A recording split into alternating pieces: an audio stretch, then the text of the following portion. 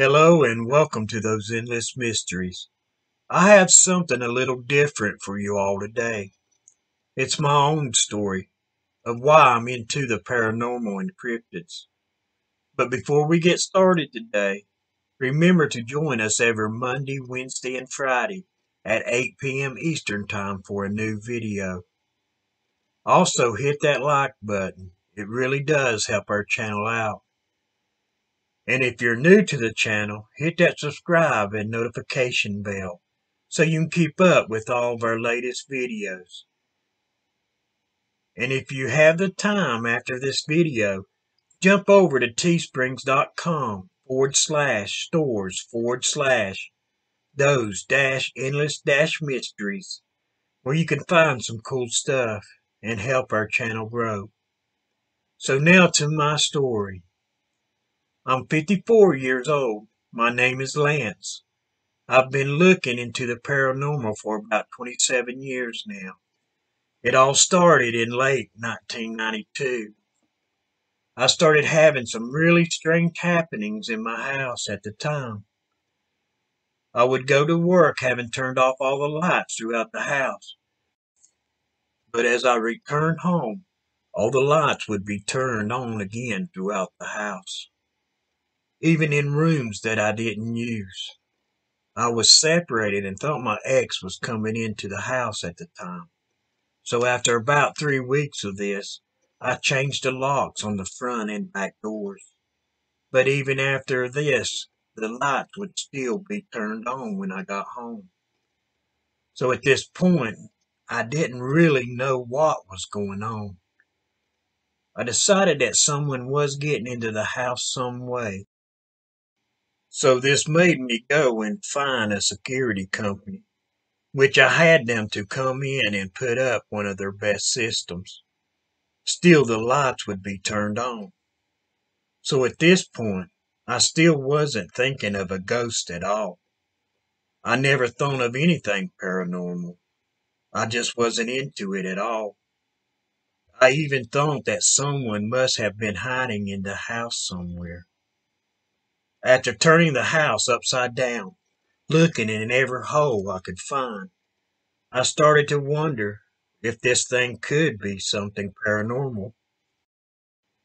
Even though it was hard for me to come to that decision, because at the time in my life, I just didn't believe in these things at all.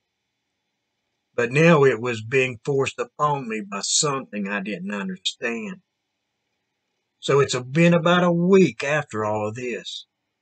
It had been around 9 months or so since I had separated from my wife, and some friends of mine finally talked me into going out. So I was a little excited about going out that evening. So as I turned up my stereo and started getting ready for the evening, I was back in the back bathroom at the time. So I decided I wanted to get loosened up before they got there. So as I was headed into the kitchen to take a shot of tequila, when all of a sudden it felt like I had gotten shoulder checked in the middle of the living room, with it spinning me around and hitting flat on my backside on the floor, which scared the H out of me. I was looking around the living room completely stunned, trying to figure out what just happened to me. So finally I started getting back up to my feet, with my phone ringing at the time. It was my mother, just calling to see if everything was okay with me. This is when I heard my friends pull into the driveway. So I grabbed my coat and headed out.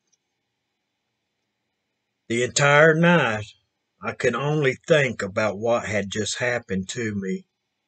My friends were telling me that it was okay if you have some fun, man, thinking that I was still having a hard time with the breakup.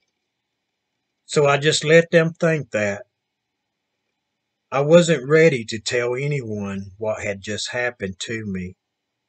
I did drink a good amount that night and tried to have as much fun as I could with this on my mind.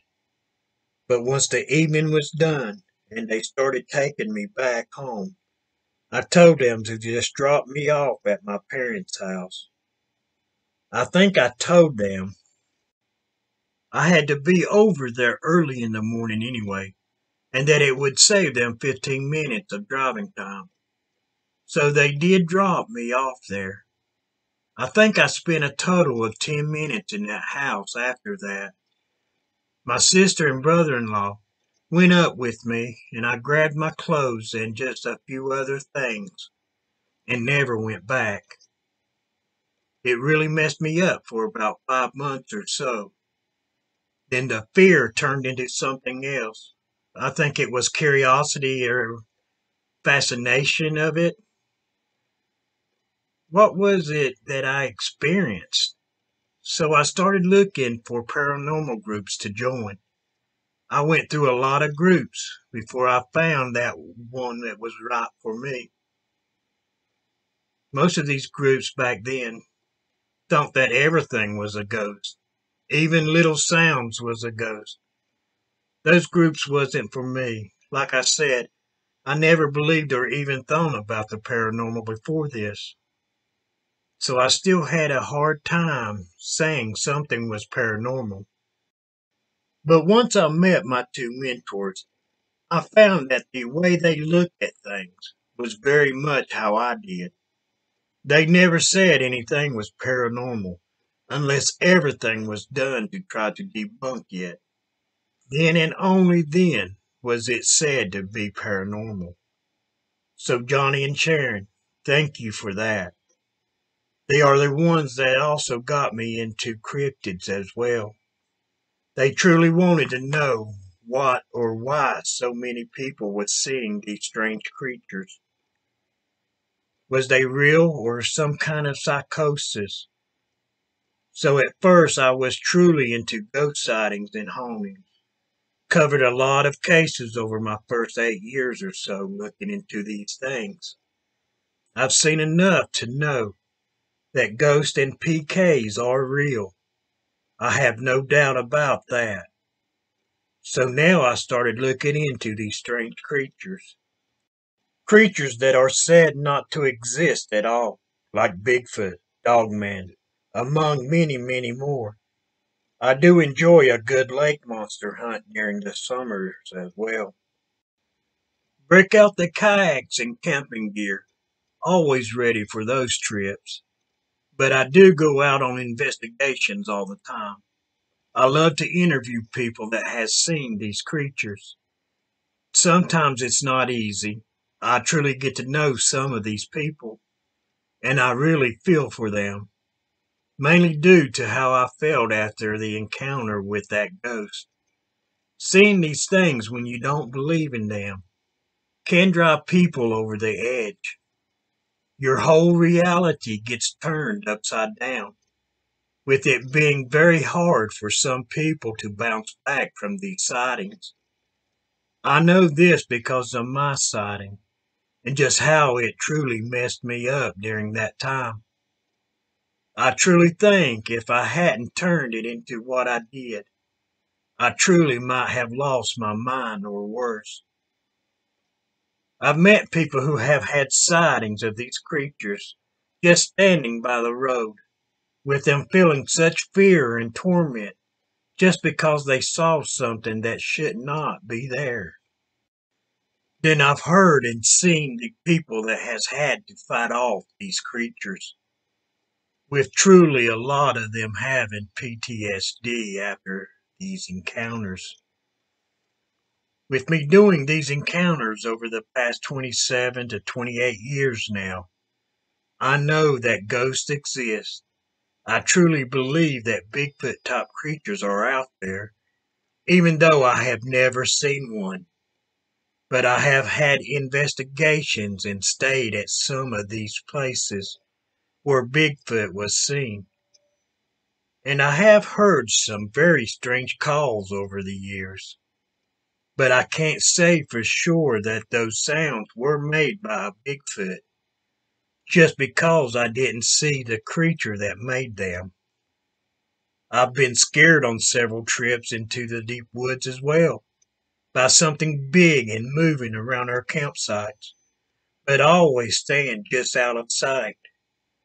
So again, I can't truly say that it was a Bigfoot or Dogman or some other large creature out there. I know as I'm making videos of sighting reports, I do a lot of Bigfoot and Dogman sightings. That's mostly because of the pure amount of sightings out there. I do a lot from online, but try to put one of my own investigations in there every now and then. I guess I've done 100 or more Bigfoot sightings, over 28 years so far. Also at least 50 to 75 Dogman sightings as well, while having many other creatures on the list I've done. Most people don't want their info out there. They don't want the ridicule that comes with saying they saw something out there. That's one reason I never give the names of any witnesses, even if they gave their names when they made their sighting reports, because now that it's been a while, they may not want that ridicule coming back at them. So if anyone out there has had a sighting and would like to share it, but doesn't want all that goes with it, you can send it to me. I will never use a witness's name, unless you ask me to for some reason. Then I might try to talk you out of it, just because I know how the skeptics are, and the ridicule you might be opening yourself up on. I've never seen a Dogman either, but I did an interview with a father and son in Kentucky. I was there for 3 days, listening and talking with them. Their encounters was something else. While I was there, I spent one night near the lake that they had their encounter. Now that night, I know that I was hearing a lot of coyotes barking, and howling for that matter. But around 2 a.m. that morning, I heard something that put a chill in my bones. I can't say it was a Dogman or werewolf creature, because I never saw it. So I never just jumped to that conclusion. So I hope that you guys and ladies might know me just a little better now, and why you will never get nothing but the truth about the sightings from me. Sometimes I do have friends out there in this field, and they do send me sighting stories all the time, as I also send them my reports from time to time. Now I do use some of these sightings, but I always say that this report comes from a friend of mine, just to let you know that I truly trust this person, but that I haven't investigated it myself. So I haven't verified the report, but like I said, I do trust them, with most of them being like myself. So as I was saying, I hope you guys and ladies might know me a little better, and know why I do what I do. So I hope you all have enjoyed this video. So give us a big thumbs up for this one. And if you're new to the channel, hit that subscribe and notification bell so you can keep up with all of our latest sighting reports. Now if you have the time, go on over to teesprings.com/stores/those-endless-mysteries, where you can find some cool stuff, from t-shirts to posters and more. So till next time, have a great day, guys, and thanks for watching those endless mysteries.